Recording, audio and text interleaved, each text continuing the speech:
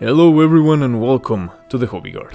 In today's video I will be talking about the 11th edition box set, the Armageddon box set, because now all the contents have been revealed and we will take a good look at the Space Marine side of things, because about the orcs there's nothing much to say about the orcs. They absolutely slaps. They F hard. They're pretty cool. They have a bunch of miniatures. I think like they have 30 something miniatures compared to the Space Marines 20 whatevers. And there are a lot of business decisions by GW that I just don't agree with, ethically speaking. So I will talk about those things. Like, we will discuss the value of things like the bits. I think that's where the value really lies for this box set, as well as why I'm feeling so much FOMO, and it's a huge part of why I'm so undecided, right? Because I don't feel like me as a consumer have all the information necessary, or will have all the information necessary to make an informed purchase, you know, an informed decision. And I think that's a bit predatory. But again, I will dive deeper into it. I do realize I am late to the party of talking about this. I had to go to a concert on Friday. It was Amon Amarth, Deathcloak, and Castle Rat playing the same night, sharing a stage. Like, not at the same time, man, you just one after the other. And unfortunately I did miss Castle Rat, but maybe that was for the best because I am a Marith man and, you know, Castle Rat. But anyways, the point is, I spent like 3 hours just headbanging non-stop and I lost my voice and I could not move my neck for 2 days, and I regret absolutely nothing. That's the sole reason why my hair is so long, so that I can absolutely headbang to some of my favorite tunes. I've loved those bands for 15 plus years, but the point is, my neck is incredibly stiff and I still lost, like, my voice is still weird, my jaw is all tense, so I apologize if my accent sounds weirder and just thicker than usual, and if I have like the Batman neck and I have to turn all weird, I apologize beforehand for all those things, okay? So with that being said, let's jump into the video. I will share my thoughts with you because I am absolutely undecided whether I should purchase this box or not, okay? I am just a blue collar worker for, like, I'm just some guy who earns his living with the sweat of his brow and the blood of his hands. No, just kidding, maybe not that often, but the point is, I can't just spend money willy-nilly, right? And I would like to make an informed decision, and I'm not sure I will be able to make one. So I'll share my concerns, and I will also talk about the things that I like, and maybe you guys can give me some advice, or maybe this video will help you reflect on whether you yourself should purchase this box set. So with that being said, let's begin. Okay, I will go like briefly over all the miniatures, but not the ones I've already spoken at length about, like the Vanguard Veterans and the Jump Pack Chaplain, because I already have videos on those miniatures. But Captain with Relic Shield, it's okay. I mean, it's cool, you know. I am obviously biased towards anything painted in Blood Angels colors, even though I feel like, you know, no disrespect to the painters, I myself am not an expert. These heavy metal guys are like so much better than I'll ever be, and that's fine. But what's up with the faces, man? I don't know if it's the painting or the sculpting. I don't know what it is, but like, some faces are pretty cool, but they literally just look like female Space Marines. And a lot of people have the theory that that's what they're going for. So, you know, that's one thing to be aware of. But anyways, Captain with Relic Shield, I like the pose. The design, it's okay. It's definitely better, way better than the other Primaris Captain that I do have. That's the one that came in the, I think it was called something like Shieldbreaker Strikeforce, something like that. So that's one of my Primaris Captains that I have. The shield is way cooler. The Iron Halo is way freaking cooler than that other one. And I obviously like this callback, like the callback to the second edition, Blood Angels on that left greave there. So this model is a good example of like why I talk about FOMO so much in regards to this box set. Look at all the heads that this model comes with. It has 3 different heads. Mind you, all of these are supposed to be monoposed, so that immediately is kind of, I mean, I understand that we are getting value, like we cannot get a full kit with like all the different extra bits as that we usually would. So we basically, it's a compromise, right? Like you get a bunch more miniatures than you would otherwise, but they are monopoles, they have less options, whatever. Same thing happened with the last edition with the Terminators. When they were released, there was a bunch of weapons that they didn't have in the box set, but that they did have on their own box once it came out like 6 months later or whatever. Same thing with the Stern Guard veterans. Now the Infernus Marines never got one, which was kind of suspicious, but I understand that it's a value thing. I am not big on monopoles because I love to like rearrange my miniatures how I see fit. But even with monopoles models, I am able to do that. I play around a lot with beats and I exchange a lot of parts. So I did it on last edition and I can do it again, no problem. It's just a lot of work. But the heads here, those extra heads and helmets, same like with these, where are they? Well, let me just talk about this first one. All these extra bits have a lot of value for someone like me who likes to kit bash. Who maybe doesn't like 3D printed parts, because mind you, I do like to support Games Workshop, to support my hobby when I can. The issue is they've made so many horrible decisions. They've betrayed their customers so badly, so many times in these past few years, that I feel like it's unethical, actually, at points, to buy from them. I still do. Not unethical in the sense like, oh, it's a bad moral thing, you're a bad person. No, in the sense like, okay, how can I complain about the changes that they make if I keep giving them money? So it's completely a personal thing. You know, if, for example, you are completely on board with female custodians, as most people seem to have been, then that's cool, man. Or woman, wherever you are, go buy your female custodians, you know. For me, that was an insult to the customer, and I have entire videos explaining why to the fans. And we will briefly touch on something like that here, but anyways, I do like original parts, so I do like original helmets. This, I think, it's like a Mark 7 helmet. It's pretty cool. I like the head sculpts, they're pretty cool. I like this little, I forget what it's called, but like this, you know, the brush that they have, the Roman thingy. I also think it's pretty cool. So yeah, that's an okay model. Librarian, absolutely slaps. I wish it wasn't monopose. I wish I could do something with that pose, but it absolutely freaking slaps. I think this is a great model. It's obviously very similar to the previous one. And I just, for me, like all the esoteric runes in the armor, you know, I love those. I love to paint those. I'm not great at painting them, but I love like the potential. And those look great on the Librarian Terminator that they released last edition. The stave, I mean, it's okay, and it's obviously like lore accurate, I suppose. I just think it was something more interesting. You know, last edition, I cannot help but compare this one to the last one, the Terminator Librarian. But he had a bloody force axe, man. And the guy was on a Terminator, and that was like so cool. But yeah, this model, you know, absolutely nothing wrong with it. Again, we have multiple head options, which is pretty cool. Chaplain with a jump pack, I've talked at length about him. Now these guys, I've also talked about them, but previously we had only seen the one. And they suck. Sorry, there's no two ways about it. Some of them are cool-ish. They have a bit of like flair, you know, like they have the greaves. These ones different. Okay, these ones kind of cooler. The relic sword is okay, I guess. But again, like I did in my other video, all you have to do is to compare them to the previous ones, and they absolutely suck. And this is gonna be my first controversial complaint here. What is that?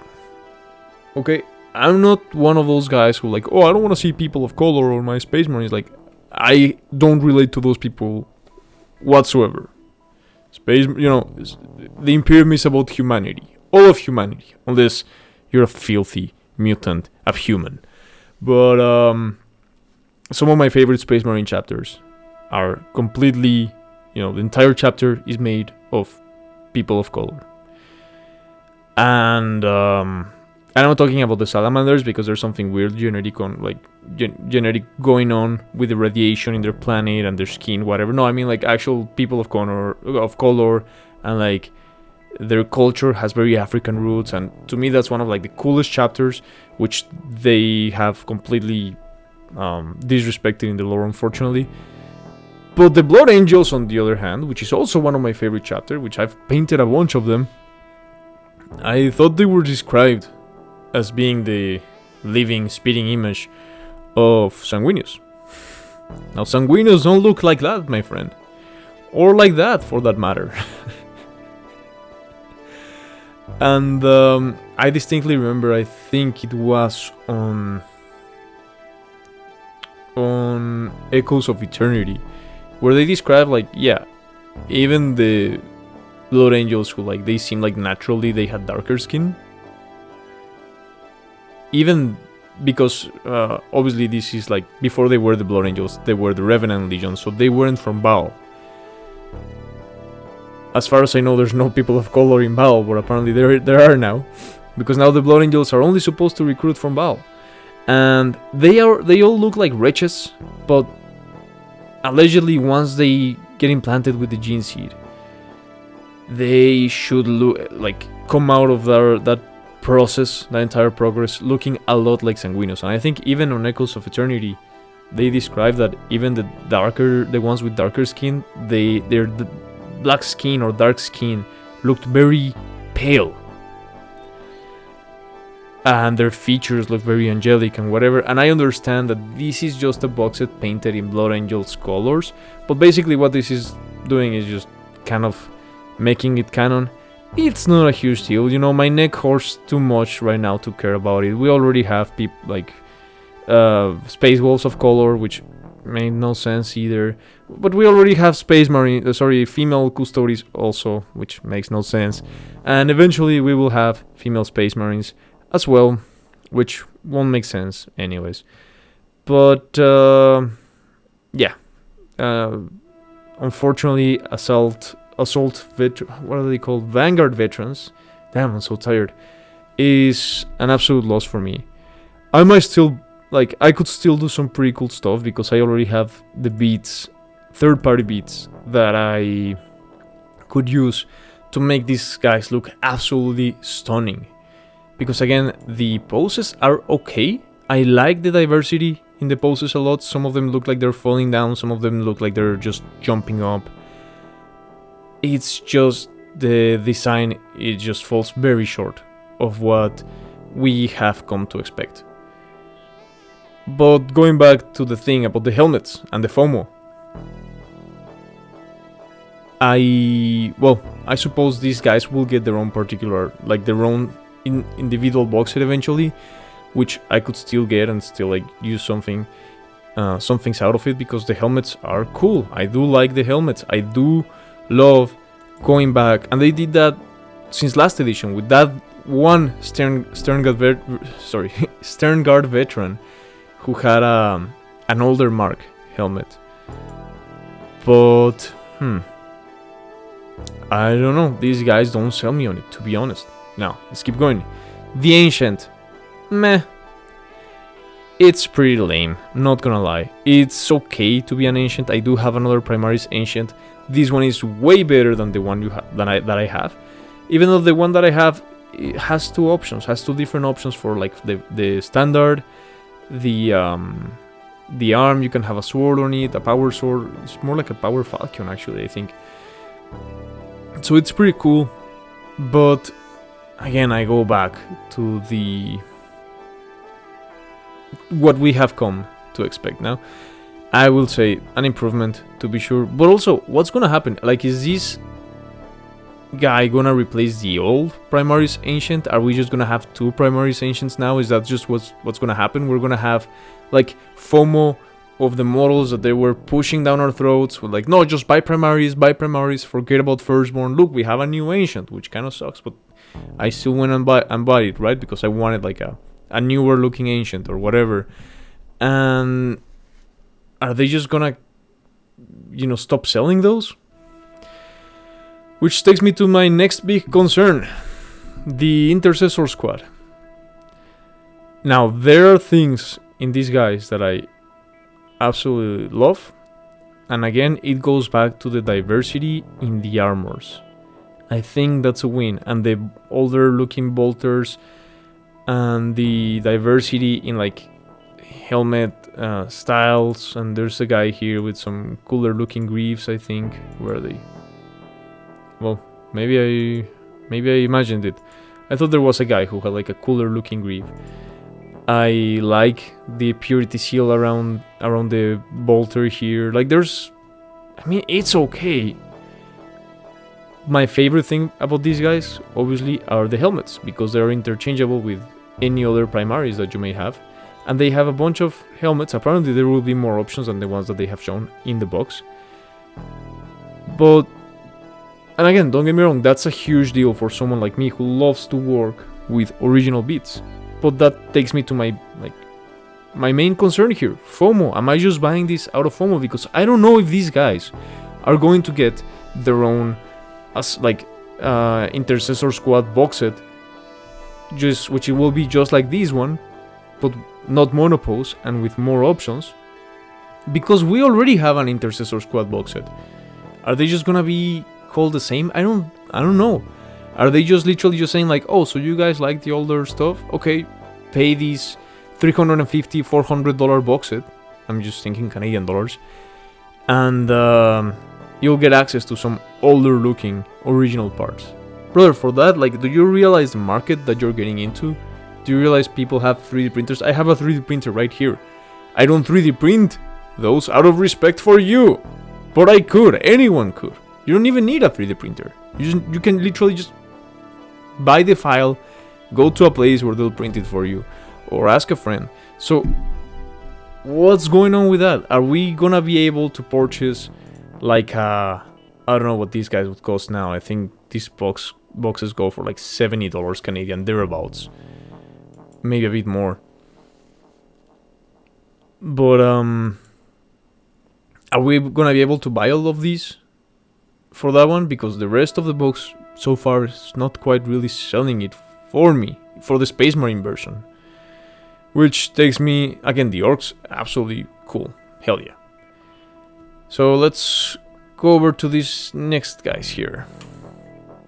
No, sorry, just 3 miniatures for this Eradicator squad with heavy bolters, and they just don't do it for me. What's up with those heavy bolters? I have an image here of the old Inceptor squad. I have a squad of these guys from the old Dark Angels Combat Patrol. And look at those shields on their guns. Like those... yeah. Like the shields on the gun. I don't know what they might be called. Those look pretty cool. I don't know if it's like a tactical thing, like where it would make no sense to have something looking like that here.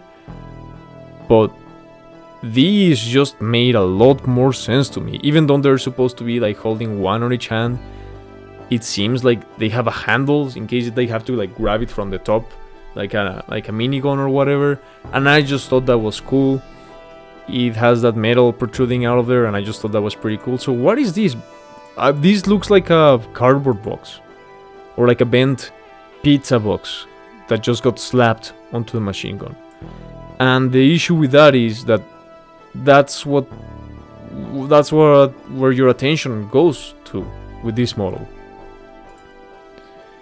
The helmet here, is like the older helmet for Gravis, it's like a mix of new Gravis armor and old Gravis helmet.